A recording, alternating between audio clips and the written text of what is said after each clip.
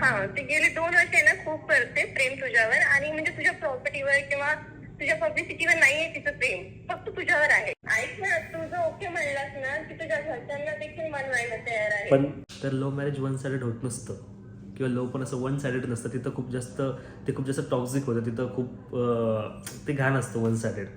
जे पण नातं पाहिजे ते दोन्ही साईडने सेम एफर्ट्स पाहिजे त्यामध्ये, तेव्हा ते नातं लाईफ लॉंग चालतं असेल. पण खरा प्रॉब्लेम त्याच्या पुढे स्टार्ट झाला. तिने नंतर लिटरली माझ्या आजी आजोबांना, माझ्या रिलेटिव्सला फोन केला आणि त्यांना ती बोलत होती की मला अक्षयसोबतच लग्न करायचं आहे, आमचं 2 वर्षापासून आहे. लिटरली असं बोलली की आमचं 2 वर्षापासून आहे. तर त्या मुलीने लिटरली माझ्या रिलेटिव्सला कॉल केली. अरे मला वाटलं काय होतंय काय नाही म्हणलं, काय फोन आमचा नंबर काय गेला म्हणलं, इतके लांब काय गेला म्हणलं नंबर आमचा. काय म्हटले, तू रडू नको पहिले, रडण्यासारखं काही नाही त्याच्यामध्ये. हा